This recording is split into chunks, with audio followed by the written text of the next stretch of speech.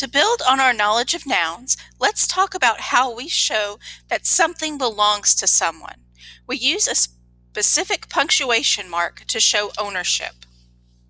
Turn to page 22 in your student books and read the information about possessive nouns, including the examples for singular and plural possessive nouns, along with me.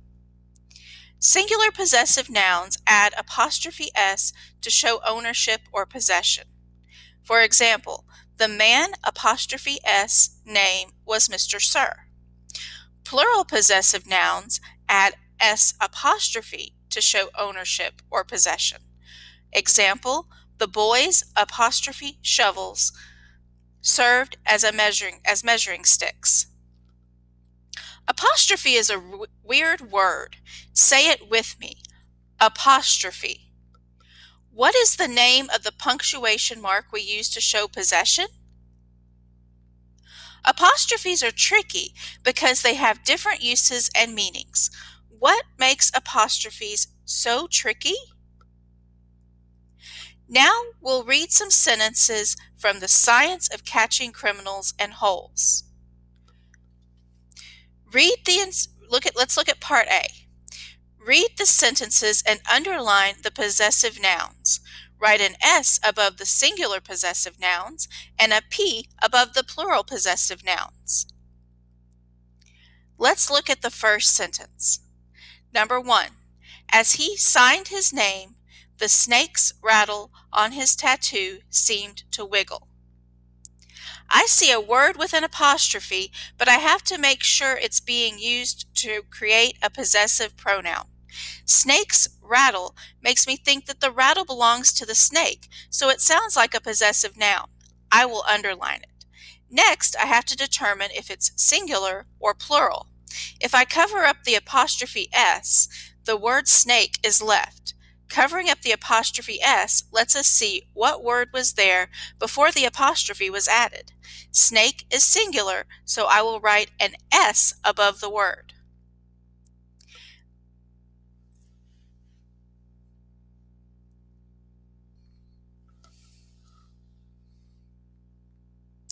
Listen as I read the second sentence. He checked Stanley's backpack and allowed him to keep it. Again, I see a word with an apostrophe. What word has an apostrophe? The sentence is making reference to Stanley's what? The backpack belongs to Stanley, so underline Stanley's. What do we have to do next?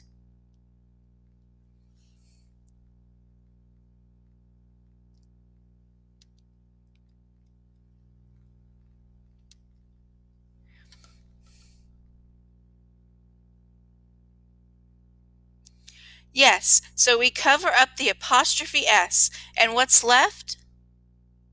Is Stanley singular or plural? So we're going to write an S above Stanley's because it is singular. Now I want you to identify the possessive nouns in the remaining sentences. We will review this as soon as you have finished. Now check your answers to numbers 3 through 5. Understanding possessive nouns will improve your reading comprehension. It can also improve your writing. Sometimes awkward phrases can be replaced with possessive nouns to improve the flow of your writing. Now let's look at part B. Rewrite the sentence, changing the underlined phrase to include a possessive noun. Look at the example. The sunglasses that belonged to the guard were dark and shiny. I ask myself, who do the sunglasses belong to? They belong to the guard. If I add apostrophe s to guard, I make it a possessive noun. I can replace the phrase, the sunglasses that belong to the guard, with the guard apostrophe s sunglasses. I want to read my new sentence to make sure it means what I want it to mean. The guard's sunglasses were dark and shiny. Yes, that's what I meant it to say. Now let's look at the first sentence. Number 1.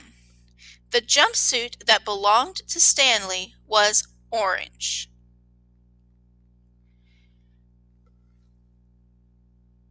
Now, I see that I have a that belonged to, just as I did in the example. So I'm going to see whose jumpsuit was it? It was Stanley's. So I'm going to change it to Stanley apostrophe S jumpsuit. And I won't need the in front of it because that will let me know it's Stanley's, because I don't want to say the Stanley's jumpsuit was orange. So let's try this out. Oh, I already started trying to write the. I need to know better. Stanley, and we're going to put an apostrophe S on Stanley. Stanley's jumpsuit we don't need belonged, was orange. So let's check it again. Stanley's jumpsuit was orange. That's perfect.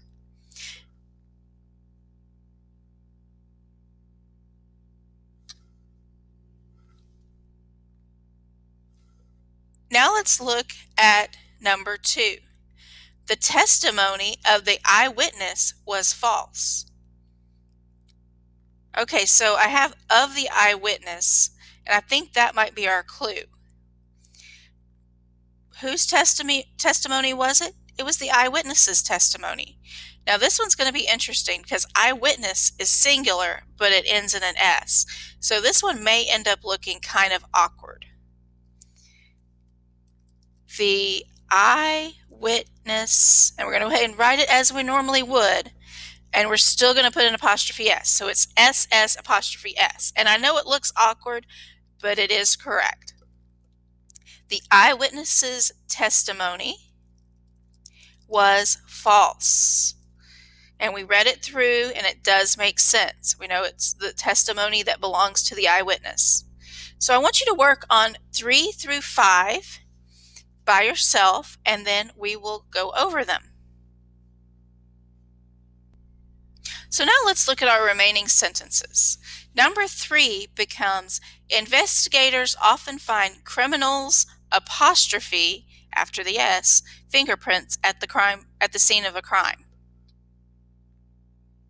Number 4 becomes, the police investigators, and again an apostrophe after the S, attention to detail can often lead to solving a crime. And finally, number 5, fibers from the Van apostrophe S carpet were used to catch a murderer. Now let's quickly review what we learned about verbs in the previous lessons. Verbs can serve 2 functions in a sentence. They can show action, and they can link the subject to the rest of the sentence. Police investigated the scene. What did they do? Forensic scientists solved crimes. What did they do? With linking verbs, there is no action. They usually tell us more about the subject. Forensic science is important. What is the linking verb? The sentence tells us about the value of forensic science. The crime was a mystery. What is the linking verb in that sentence? What 2 things in that sentence are being linked? Both action and linking verbs convey time. Tense is another word for time. What is another word for time? When we refer to things happening at this time or in the present, we use the present tense. What tense means now or at this time? When we refer to things that have already happened, we use the past tense. What tense do we talk about things that have already happened? You use these 2 different tenses frequently when you speak, and you see them when you read. Good readers pay attention to verb tense to help them clarify meaning and track the sequence of events.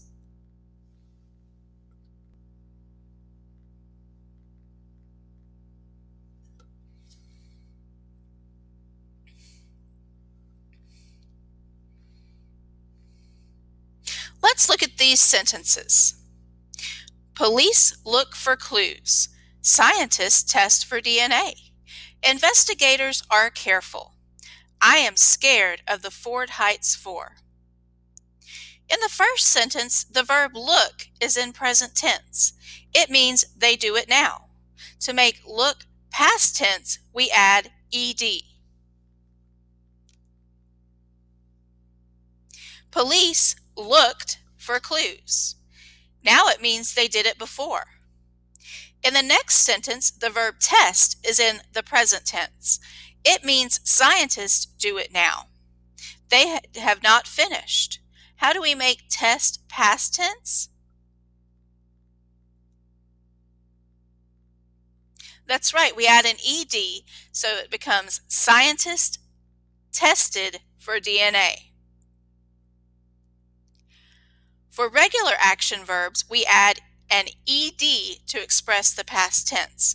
What do we add to a regular action verb to express the past tense? Look at the third sentence. What is the verb? Is it an action or a linking verb? Linking verbs don't follow the same pattern as regular action verbs. Note, are becomes were in the past tense, so the sentence becomes investigators were careful. Look at the fourth sentence. What is the verb? Is it an action verb or a linking verb? What do we need to change am to make it past tense?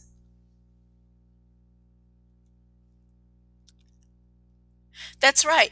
The past tense of am is was. Was is also the past tense of is. So our new sentence reads, I was scared of the Ford Heights 4.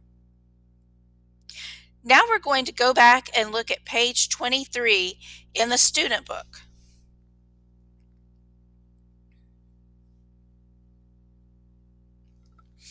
Let's look at the directions. Read the following sentences and underline the verbs. Use the chart below the sentences to sort the verbs according to their tense, present or past. Follow along as I read the example. Forensic science was essential in solving the crime. The first thing I have to do is underline the verb. Forensic science did what? It didn't do anything. The sentence tells me more about forensic science, so was is linking the subject to the rest of the sentence. I'll underline was. Now I have to determine if it's present tense or past tense. Let me read the sentence again to look for clues about time. Linking verbs are irregular, and was is the past tense of is. So I will write was in the past tense column of the chart. Now let's look at number 1. Listen as I read it aloud.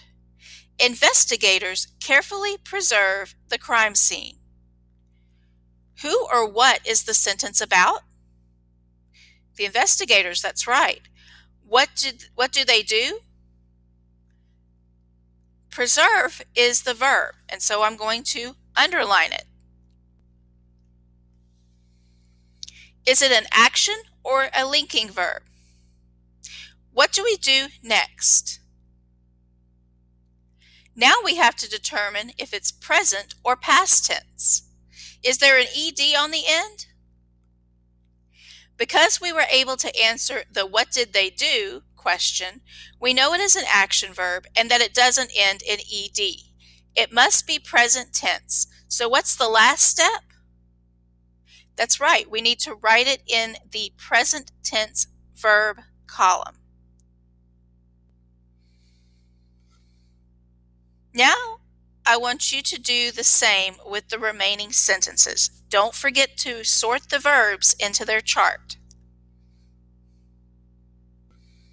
Now check your work.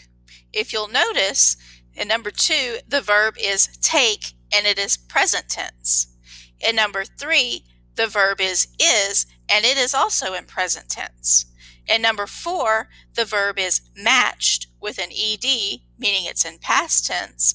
And in number 5, the verb is believed, also ending in ed, meaning that it's past tense.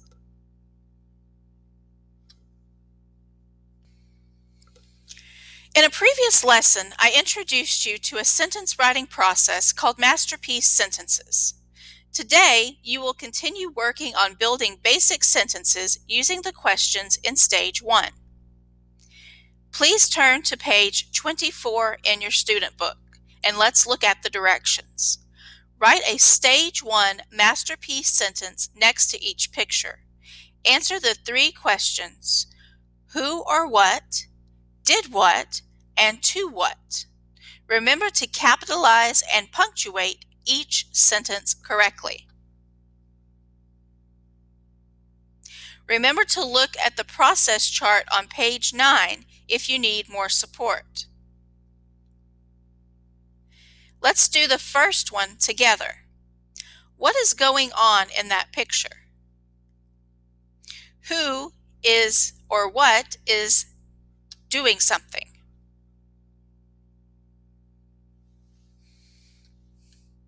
That's right, the scientist.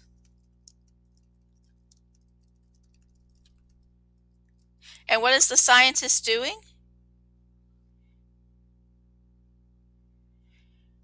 Well, scientists often analyze things. So let's say the scientist analyzed. And what's one of our vocabulary words that might be something that a scientist might analyze, especially a forensic scientist?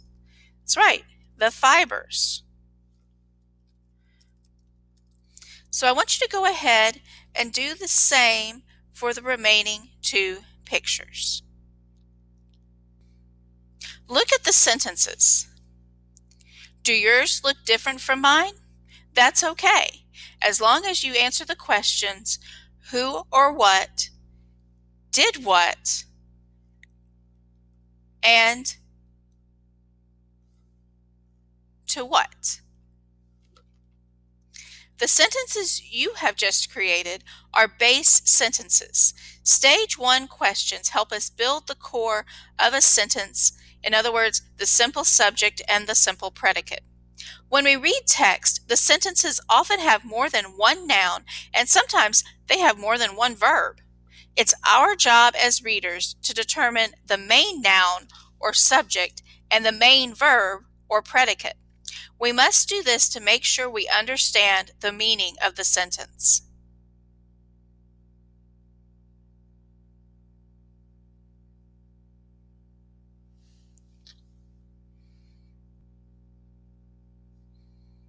Let's look at an example.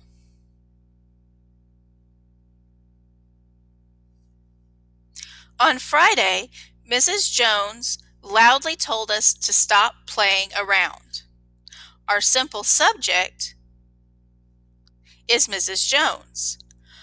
Our simple predicate, which is just only the verb, is told. So now let's go back to page 25 and look at part A. Our directions on part A read the following sentences and underline the simple subject, who or what, once. Underline the simple predicate, did what, twice. What am I looking for? What part of speech is the simple subject? What part of speech is the simple predicate? Let's look at the first sentence. The tiniest bit of evidence may bring a criminal to justice. Who or what is this sentence about? Is it about a bit of evidence? Yes, it is. So our simple subject in this case would be bit. I need to underline it once. What does bit do? It may bring a criminal to justice, so the simple predicate is may bring. I need to underline it twice. All of the other details in the sentence help paint a more complete picture, but the base sentence is bit may bring. Let's look at the next sentence. Because such small bits of evidence can be important, police investigators are very attentive. Who or what is this sentence about? It's about police investigators.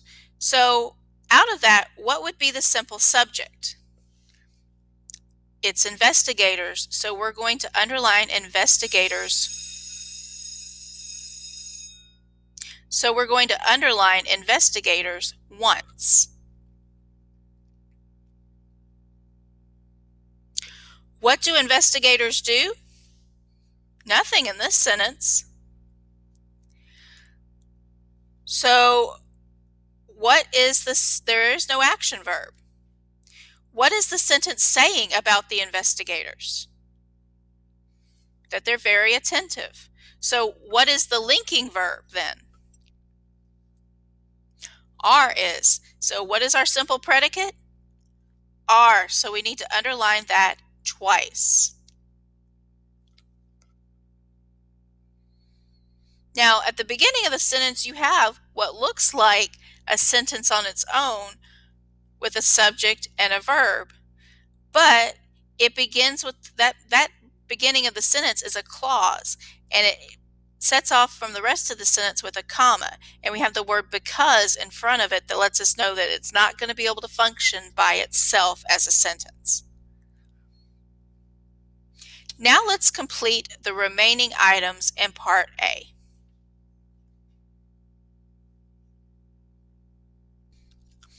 So number 3, the simple subject is investigators, and the verb is preserve. Simple predicate is preserve. In number 4, the simple subject is scientist, and the simple predicate is matched. And in number 5, the simple subject is fibers, and the simple predicate is matched. We have spent a great deal of time on nouns and verbs. One of the trickiest things about our language is how nouns and verbs work together. Singular nouns have to be paired with singular verbs, and plural nouns have to be paired with plural verbs. The idea of singular and plural nouns should be familiar, but the term singular and plural verbs is probably not as familiar. Let's look at Part B and read the information on subject-verb agreement together. Singular subject nouns require a singular verb.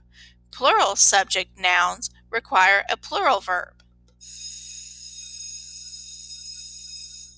Let's look at the following examples. Examples of a singular subject noun. The investigator takes samples. Plural subject noun. The investigators take samples. Tip. If the noun is singular, the verb ends in S. If the noun is plural, the verb doesn't end in an S. You only need one S at the end of the word in each sentence, unless we have a sentence like eyewitness as the simple subject and it's singular. For each sentence, rewrite the subject noun and verb. If it is a singular noun, make it plural. If it is a plural noun, make it singular.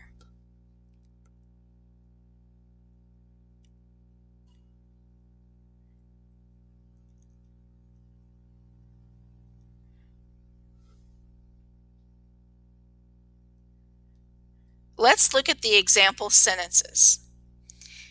Listen as I read the first sentence. The investigators look for evidence. Who? Investigators. So investigators is the subject and it's a plural noun. What do? They look. So look is the predicate. To rewrite the new sentence, I need to make it a singular noun. The investigator. Is it going to be the investigator looks or the investigator look? Since there's no S on investigator, there must be one on look. The investigator looks for evidence. An S has to be added to the verb because I need one S when working with regular nouns and verbs. The next sentence is, the scientist examines the blood. Who? Scientist. Scientist is the subject and it's a singular noun. Notice examines has an S. To rewrite this sentence, I need to make the subject plural, so I add an S to scientist and leave it off of examine. Remember that only one S is needed. The scientists examine the blood. Now let's look at the first sentence. The fiber matches the victim. Who or what? Fiber is the subject. Is it singular or plural? Our new sentence needs what kind of noun? For its subject? Plural, that's right. What does the fiber do? It matches. So what is our new sentence going to be?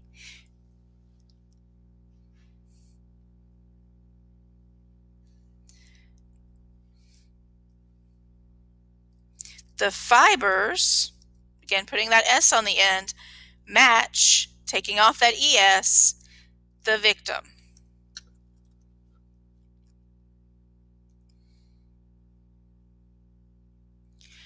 Now rewrite the remaining sentences.